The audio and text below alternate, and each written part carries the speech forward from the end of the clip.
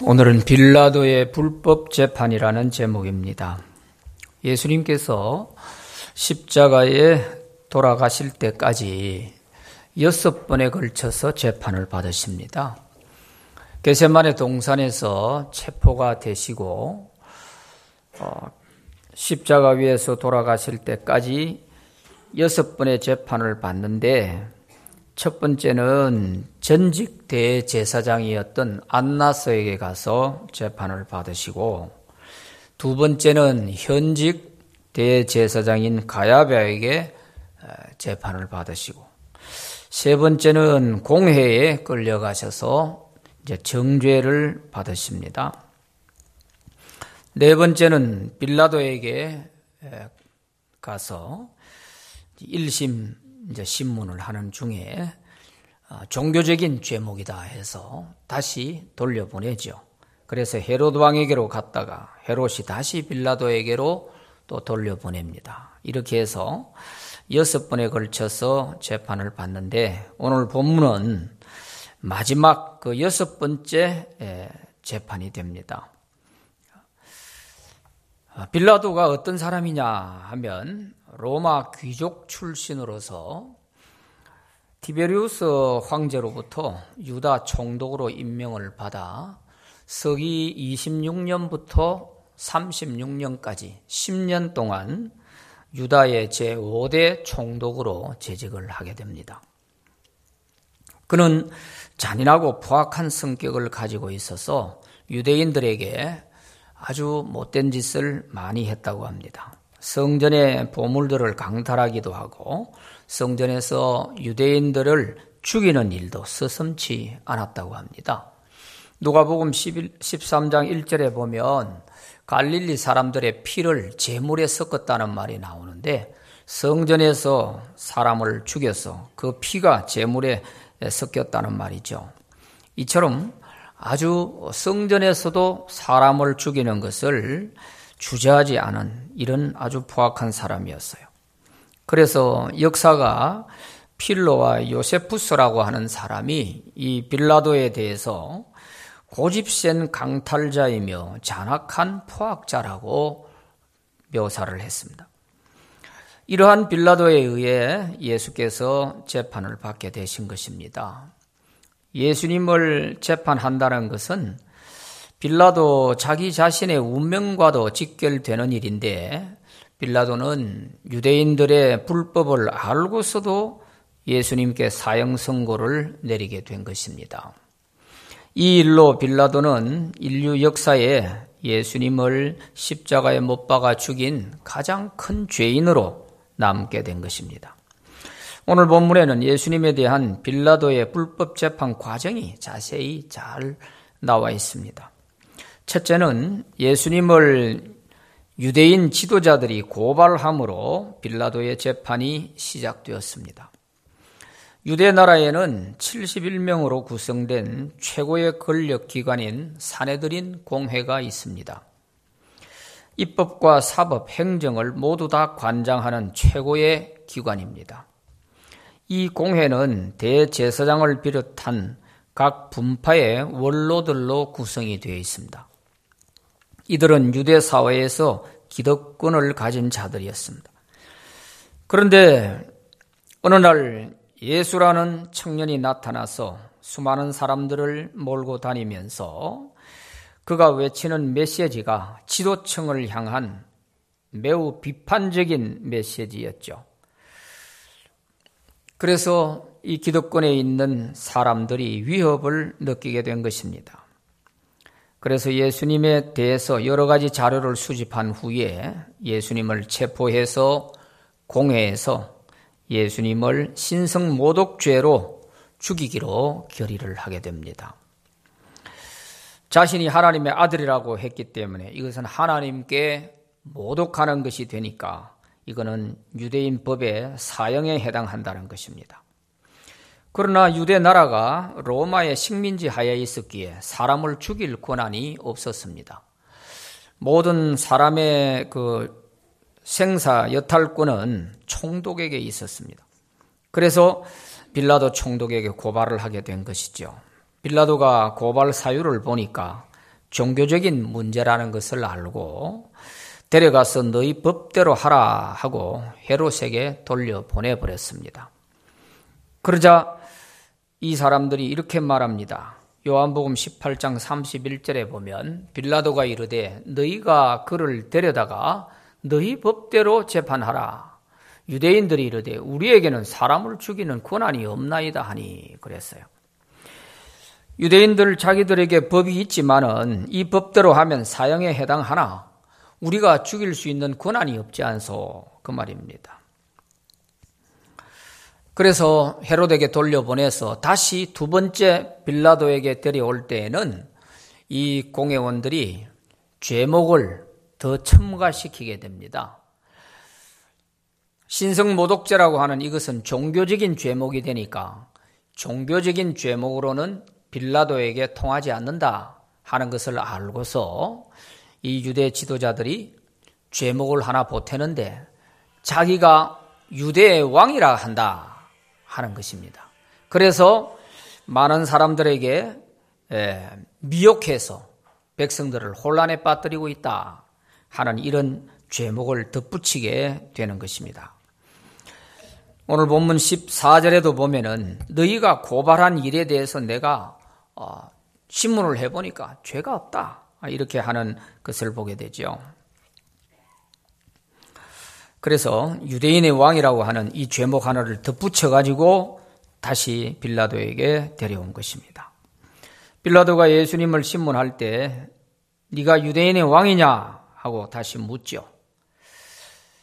그래도 빌라도가 볼 때는 유대인의 왕이라는 그 말을 했다고 사람을 죽일 만한 그런 죄가 되느냐? 나는 아무리 봐도 이 예수에게서 죽일 만한 죄를 찾지 못하겠다.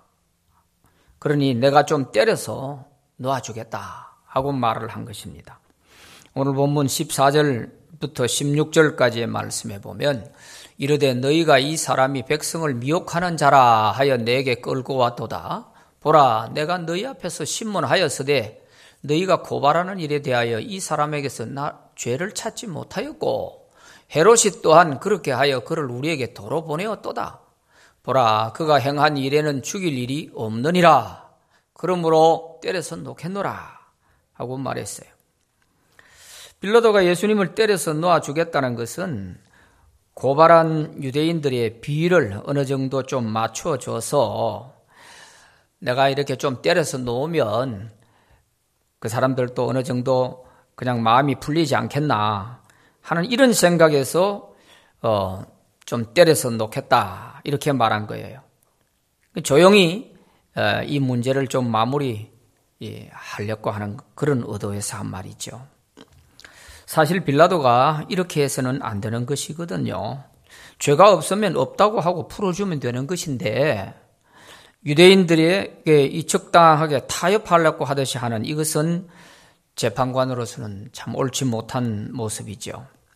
하지만 빌라도는 예수님에 대해서 분명하게 죄가 없다고 3번이나 말함으로써 예수님의 무죄를 증명해 주었습니다. 22절 말씀의 본문에 보면 빌라도가 3번째 말하되 이 사람이 무슨 악한 일을 하였느냐? 나는 그에게서 죽일 죄를 찾지 못하였나니 때려서 놓으리라 하고 말씀하십니다. 이처럼 빌라도가 예수님에 대해서 신문을 해서 죄가 없다면 예수님을 놓아줘야 했습니다. 그런데도 빌라도는 유대인들의 눈치를 보면서 예수를 놓아주지 못하고 잔꾀를 부리려고 하다가 덫에 걸리고 마는 거죠. 우리는 이 빌라도의 역할을 보면서 우리의 구세주가 되신 주님께서 이 땅에 오셔서 그가 죄 없는 몸으로서 우리를 구원하기 위해 돌아가셨다고 하는 예수님의 무죄를 이 빌라도를 통하여서 확실하게 증명해 주고 있는 것입니다. 우리의 구세주는 죄가 있으면 안 되잖아요.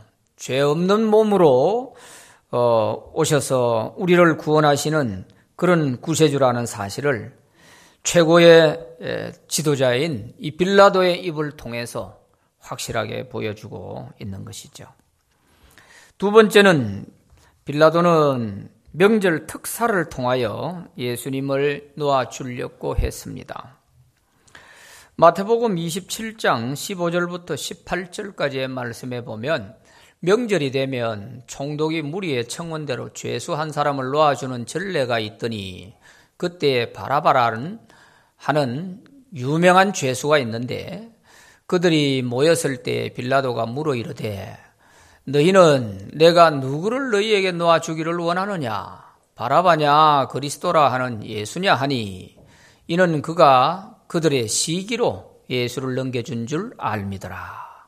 그렇게 기록하고 있습니다. 빌라도는 예수께서 유대인의 왕이라고 하니까 유대인들이 시기를 해서 고발한 거 아니냐 이렇게 본 것입니다. 그래서 이 유대인의 명절 때에 죄수한 사람을 특사로 풀어주는 이런 전례를 이용해가지고 예수님을 놓아줄 생각을 한 것입니다.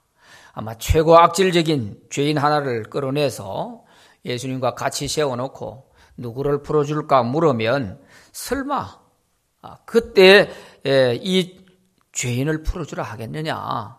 그러면 예수를 풀어주라 하면 그때 풀어주면 되지 않겠나? 이런 생각을 한 것이죠. 그래서 죄인 중에 폭동을 일으켜서 사람을 죽이고 갇혀있는 살인자 한 사람을 끌어내서 예수님과 함께 세워놓고 누구를 놓아줄까 하고 물었던 것이죠. 그런데 빌라도의 예상이 완전히 빗나가고 말았습니다. 유대 군중들은 예수를 십자가에 못 박아 죽이고 살인자 바라바를 놓아주라는 것입니다. 오늘 본문 18절에 보면 무리가 일제히 소리질러 이르되 이 사람을 없이 하고 바라바를 우리에게 놓아주소서 하니 그랬습니다. 이 바라바가 어떤 사람이냐? 성중에 일어난 밀랑과 살인으로 말미암아 옥에 갇힌 자더라 그랬어요. 어떻게 해서 이렇게 상식이 통하지 않는 이런 일이 일어났느냐 하는 거죠. 이것은 사전에 대제사장과 이 무리들이 입을 맞추고 나온 것입니다. 그래서 마가복음 15장 11절에 보면 그러나 대제사장들이 무리를 충동하여 도리어 바라바를 놓아달라 하게 하니 그랬어요. 제사장들이 이미 시켜가지고 이 무리들로 하여금 어떤 죄인을 내놓고 물어도 바라바를 놓아달라고 하라. 이미 이렇게 입을 맞추고 나온 거죠. 빌라도로서는 상식이 통하지 않는 이 군중들의 요구를 보면서 매우 당황했습니다. 다시 한번 물었습니다. 마가복음 15장 12절부터 14절에 보면 빌라도가 또 대답하여 이르되 그러면 너희가 유대인의 왕이라 하는 일을 내가 어떻게 하랴? 그들이 다시 소리 지르되 그를 십자가에 못 박게 하소서. 빌라도가 이르되 어찌미냐 무슨 악한 일을 하였느냐 하니 더욱 소리 지르되 십자가에 못 박게 하소서 하는지라 그랬습니다. 이미 벌써 이 군중들은 이성을 잃어버린 것입니다. 어찌 보면 이들은 예수님께서 나귀를 타고 예루살렘 입성을 할 때에 호산나를 외쳤던 사람들입니다. 그런데 여기 와가지고 제사장들에게 매수가 돼가지고 이런 예수를 죽이라는 소리를 하고 있는 것이죠. 빌라도가 예수님을 놓아주려는 뜻은 좋으나 특사를 이용하려고 장깨를 부리다가 이제 돌이킬 수 없는 덫에 걸리고 말았습니다. 그러므로 사람의 목숨이 걸려있는 이런 재판에 있어서는 법대로 해서 죄가 없으면 내가 아무리 신문해봐도 죄가 없다. 그래서 나는 풀어준다 하고 법대로 하면 되는 것이잖아요. 그런데 이걸 하지 못하고 유대인들의 눈치를 보는 거죠. 결국 이래서 살인자를 놓아주고 죄 없는 예수님을 죽게 만든 것입니다. 이렇게 이성 잃은 이 군중들의 소리에 의해서 빌라도가 여론 재판에 밀려가지고 결국 죄 없는 사람을 죽이게 되는 이런 엄청난 덫에 걸린 것이죠. 세 번째는 빌라도는 유대인들의 협박에 굴복하여 예수님에게 사형을 선고하게 됩니다.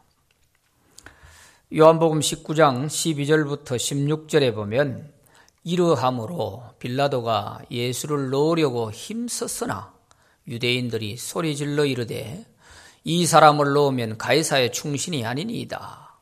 무릇 자기를 왕이라 하는 자는 가이사를 반역하는 것이니이다. 그들이 소리 지르되 없이 하소서 없이 하소서 그를 십자가에 못 박게 하소서. 빌라도가 이르되 내가 너희 왕을 십자가에 못 박으랴.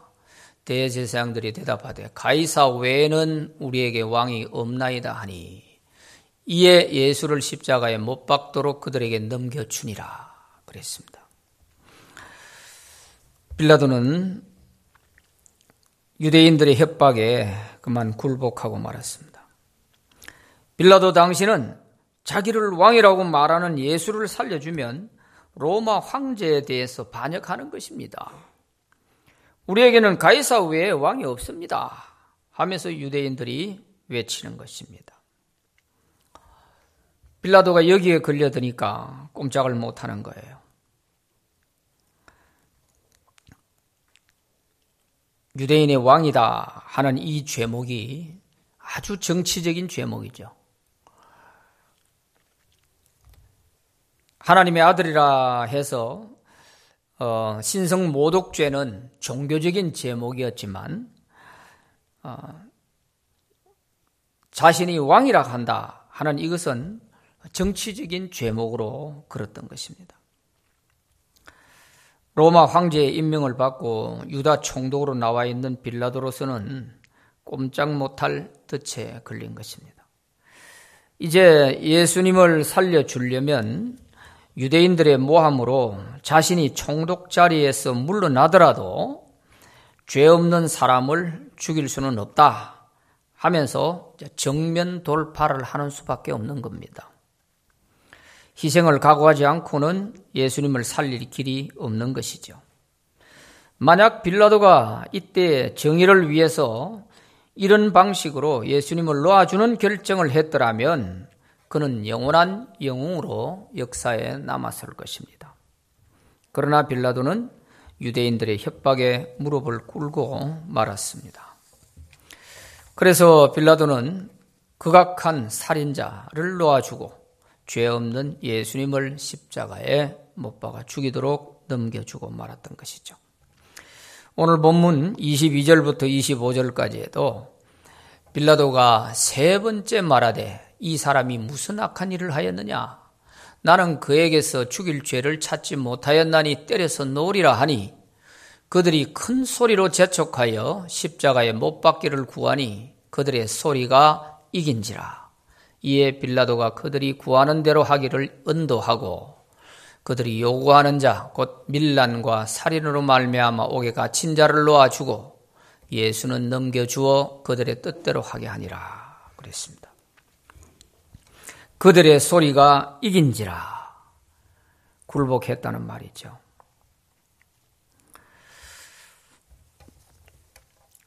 그들의 소리가 이긴지라. 이 여론에 밀려서 결국 굴복하고 말았습니다.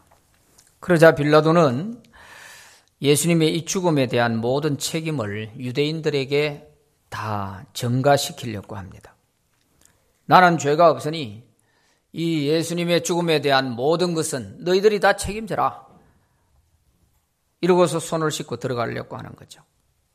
마태복음 27장 24절에 보면 빌라도가 아무 성과도 없이 도리어 밀란이 나려는 것을 보고 물을 가져다가 무리 앞에서 손을 씻으며 이르되 이 사람의 피에 대하여 나는 무죄하니 너희가 당하라.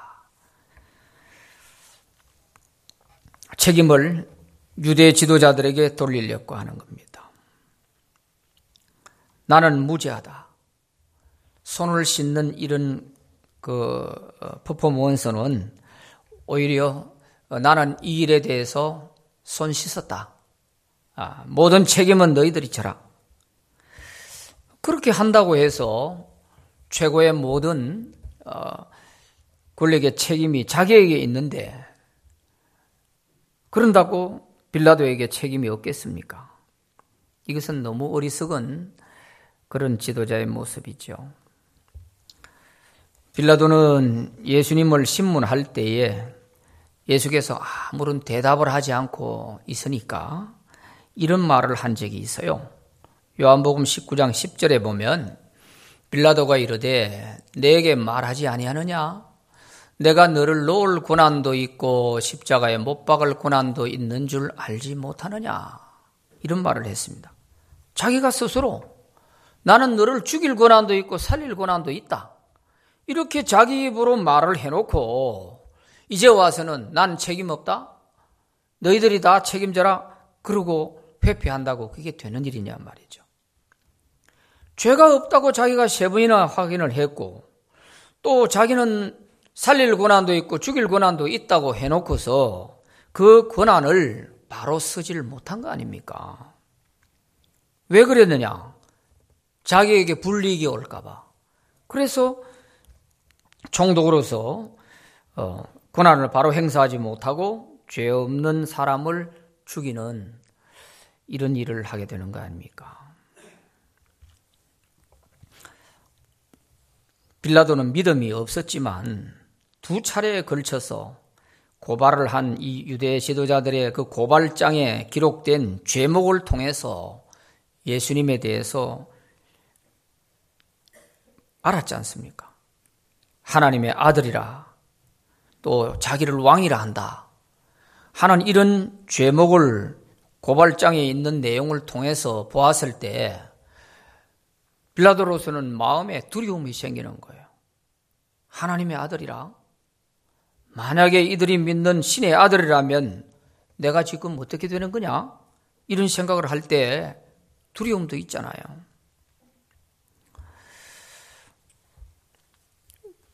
그뿐만 아니라 자기 아내까지 나서서 사람을 보내가지고 오늘 그 예수라는 사람에 대해서 당신이 재판을 할 때 그 사람에 대해서 아무 상관하지 말라. 그러면서 아내가 간곡한 당부도 했지 않습니까?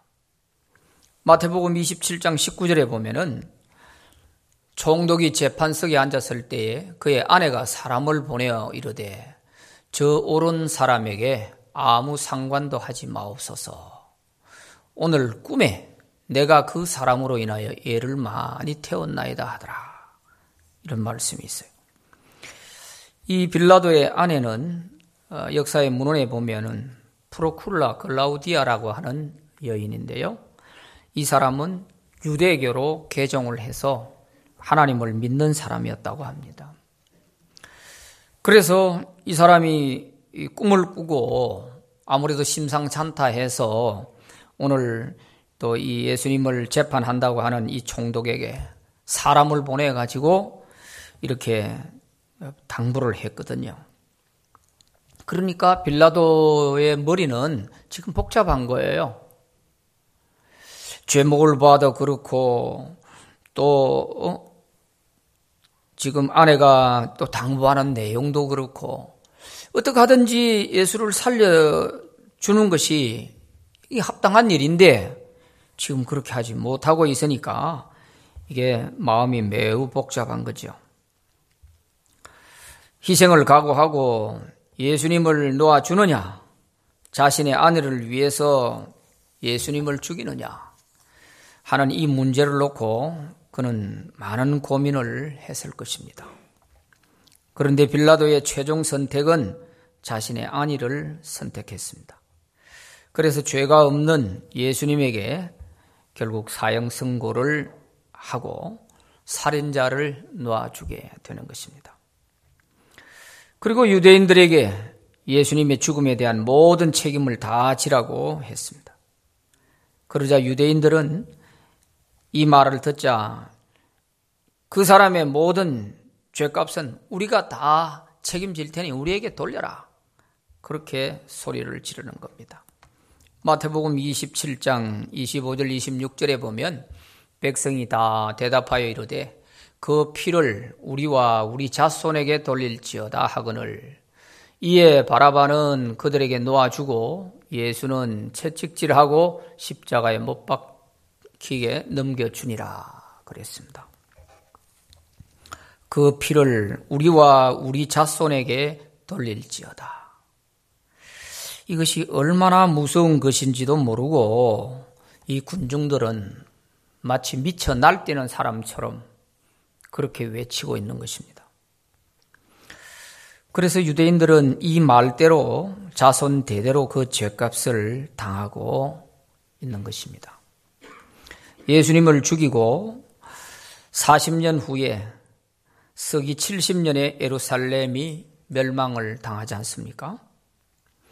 이 예루살렘 멸망 때에 아마 이때 재판석에 있었고 했던 유대 지도자들을 비롯해서요, 좀 내노라는 사람들은 다 예루살렘 성 안에 살았는데 이 성이 포위를 당해서 나중에 다 죽게 되죠. 이때 죽은 유대인들의 숫자가 100만 명이 넘습니다. 그것도 비참하게 돈을 삼키고 나온다 하는 소문을 입수하고 로마 군인들이 안에서 갇혀가지고 굶어 죽느니 도망가자 해서 튀어나오는 사람마다 전부 잡아서 배를 갈라서 배 속에 돈을 삼키고 나온다 하니까 그 돈을 빼앗기 위해서 그렇게 죽였다는 거예요. 너무나 참혹하게 이렇게 수많은 사람들이 죽었어요. 그때 아마 그 죽는 사람들 가운데서 예수님의 이 재판 때 거기서 소리 지르면서 그 피를 우리와 우리 자손들에게 돌려라 하는 이 말을 아마 기억하는 사람도 있었지 않겠나 싶어요. 야, 우리가 그때 그렇게 소리 질렀는데 결국 그것이 이렇게 돌아오는구나. 아마 그렇게 깨닫는 사람도 있었을 거예요. 그뿐만 아니라 세계 2차 대전 때에는 히틀러를 통하여 유대인 600만 명을 학살하게 됩니다. 유대인 600만 명 이 학살은요, 차마 그 말을 하기가 어렵습니다. 저 가스실로 집어넣는 거 보세요. 저 가스실로 저렇게 들어가 죽으면서 저 죽는 사람들 가운데, 야, 우리 조상들이 예수님을 죽일 때 그 피를 우리와 우리 자손들에게 돌리라 이렇게 말한 것을 기억하는 사람이 있었을까요? 정말 우리 조상들이 말 한마디 잘못해서 우리가 이렇게 비참하게 이렇게 죽는구나. 이걸 깨닫는 사람이 있었을지 모르겠어요.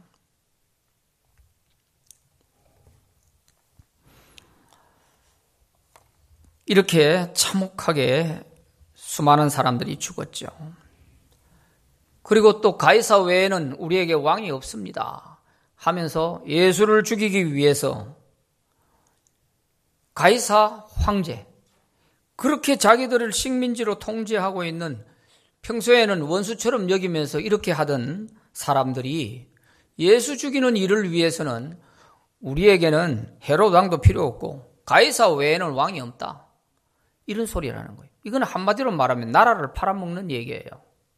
가이사 외에는 왕이 없다는 말은 나라가 없다는 소리 아니에요. 왕이 없다는 소리는 나라 팔아먹는 얘기죠. 이런 소리를 외쳤기 때문에 예루살렘이 멸망하고 난 이후에 이 유대인들은 세계 뿔뿔이 흩어져서 나라 없는 민족으로 살아가게 됩니다. 그것도 2000년 동안 말이에요.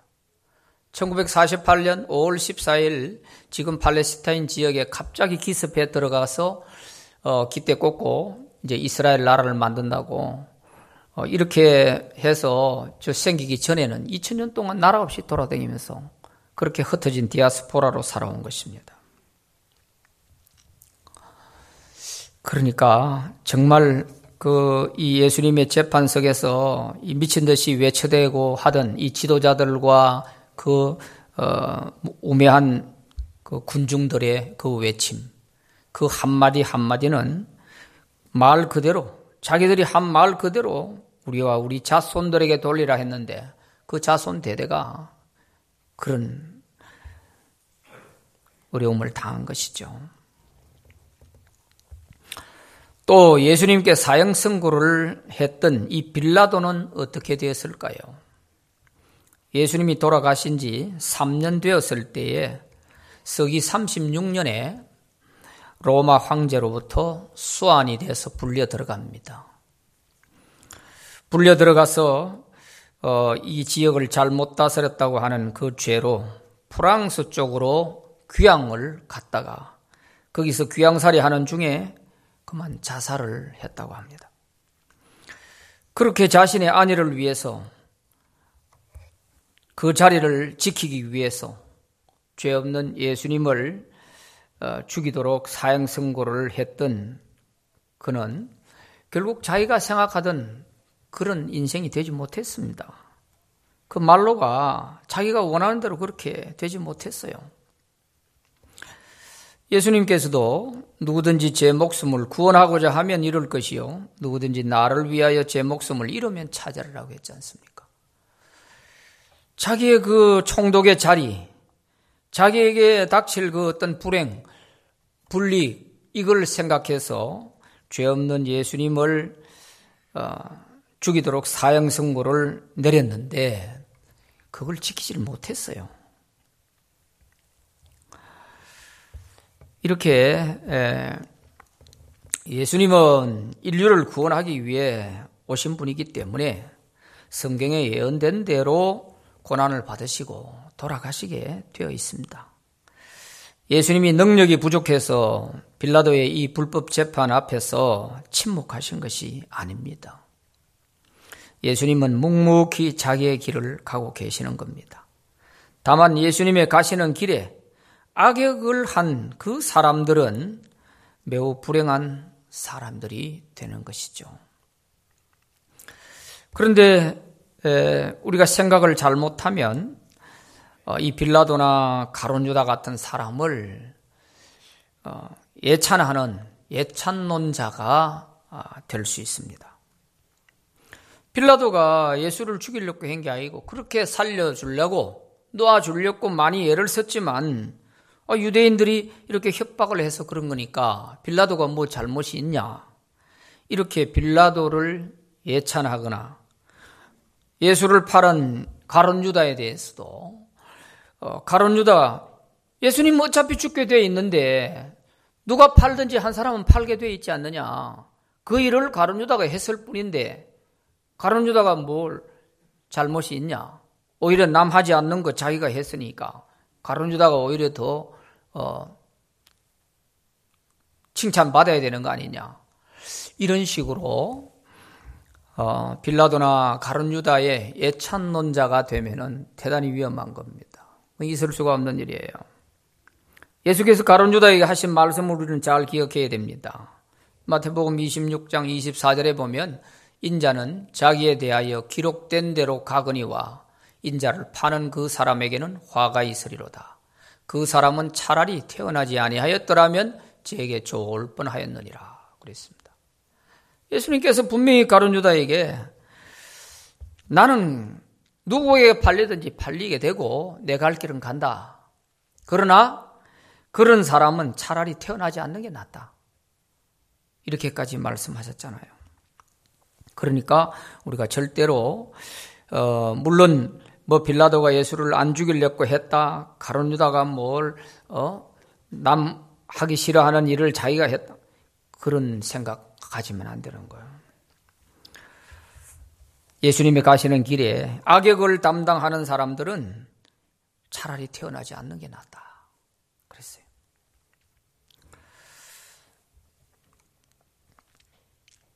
예수께서 이제 마지막 날 심판하러 다시 오실 그날에는 회개하지 아니한 이 불법한 사람들의 준엄한 심판이 있을 것입니다. 빌라도가 예수님을 재판한 것이 아니라 사실은 예수님이 빌라도를 재판하는 것이죠. 그러므로 우리가 어떤 자리에 있든지 바르게 살아야 한다 하는 것은 주어진 권한을 바르게 사용하는 것, 그래야 하나님이 기뻐하신다는 겁니다. 예수를 믿든지 믿지 않든지 간에 모든 권력은 하나님께로부터 나온다고 했으니 그 자리에 섰을 경우에 바르게 바르게 하라고 세워준 거거든요. 이것을 깨닫지 못하면 오히려 출세가 영육을 다 망치는 일이 되고 마는 것입니다. 높은 위치에 서면 설수록 항상 우리가 이걸 잊어버리면 안 되는 거예요. 빌라도처럼 최고의 총독의 자리에 세워줬을 때 정말 선택을 잘했더라면 그는 아마 영원히 남을 그런 영웅이 될 수 있었을 것입니다. 그런데 그 선택이 잘못됐잖아요.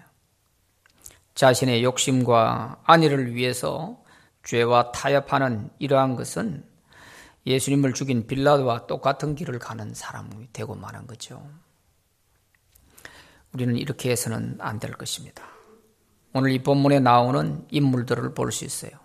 빌라도, 미쳐 날뛰는 군중들, 충동질하면 충동받아가지고 죽을 둥 살 둥 모르고 외쳐대는 이런 매수된 사람들. 그런가 하면은 유대의 잘못된 지도자들. 이 종교 지도자들 아닙니까? 이 사람들은.